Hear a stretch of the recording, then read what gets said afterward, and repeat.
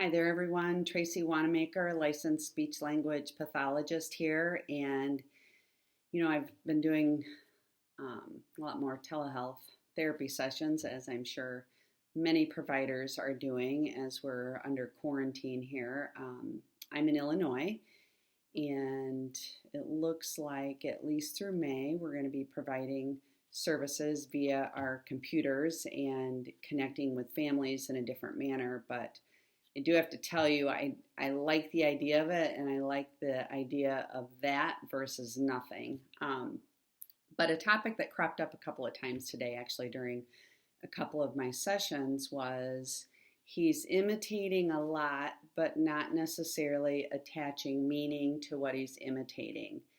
And so when I hear that, I think about echolalia, and, basically a child might be repeating the last word of a question or repeating a word or phrase, but not necessarily understanding what you're saying. So, for example, this morning, I held up some action cards and I said, "What's he doing?"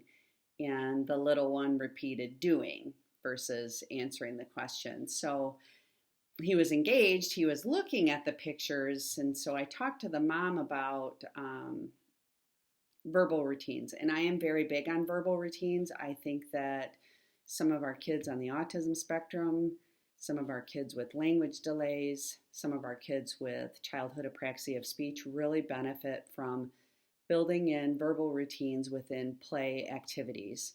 So we're going to structure the environment and the activity so that the child learns how to use that language more spontaneously and more functionally versus just imitating without necessarily attaching meaning to the word. I also talked about, I worked with this little girl. I would love to see what she looks like today. She was amazing. She was very, very smart and intelligent, and I'm sure she's doing very well as a teenager, possibly adult. But she repeated everything I said, but never never necessarily attached meaning to it. So, I was probably in my early 20s, and the one day I'm like, "What's the dinosaur say?" And I immediately followed my question with "rawr." And this little girl loved dinosaurs. So she looked at me, and so the next time I said, "What's the dinosaur say?" she said "rawr." And that was something that her and I had back and forth. And we went from that to her being able to answer questions for me. It clicked with her. I found something she really likes, dinosaurs. I was animated in my "rawr." It got her attention. And she then started to answer the question. So that was pretty cool. So that's a strategy. If you're asking a child a question and they repeat that last word, try filling in the answer to the question before they have the opportunity to imitate that last word in the phrase you presented. But back to verbal routines. I love verbal routines. And during a couple of my sessions today, I had bubbles. And, you automatically think, let's open the bubbles, we'll blow them.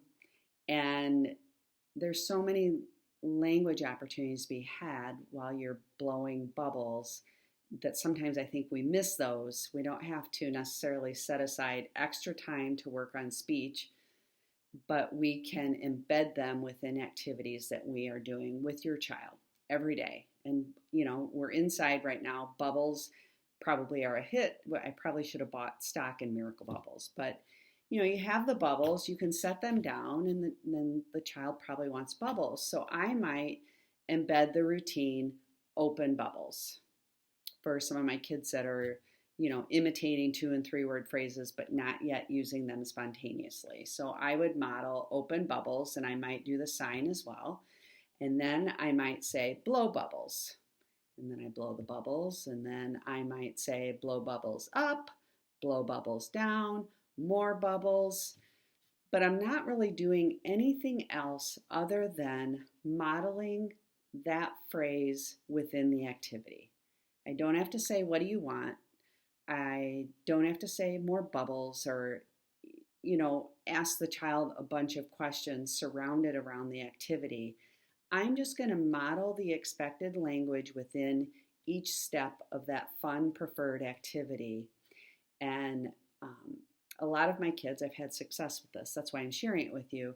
Then learn that verbal routine within the activity, and then they start to do it independently.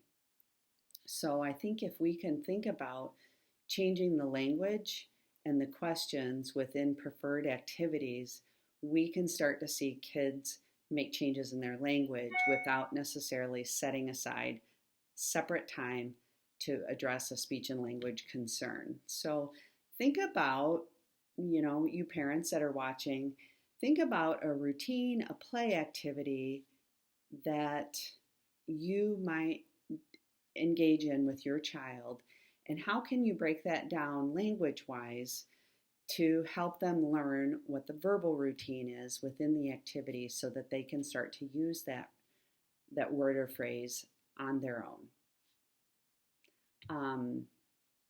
I don't have anything else to say around that. Hopefully that is self-explanatory and it's helpful and something that you can start to think about with your child at home. Anyway, I appreciate you tuning in today. I hope everyone is happy and safe and well. We have a rainy day here in Illinois. And, I've been throwing in my own personal opinion and life experience in a couple of my videos, and it's really a big time for reflection, I think, and gratitude, and just being present in our daily lives, and just embracing where we're at. I mean, we can either do that or get upset and frustrated with our circumstances, but I'm a firm believer that there's always something to be grateful for in any opportunity that we might face. So anyway, that being said, you have a great rest of the day, and I appreciate you tuning in. Thanks so much. Bye-bye.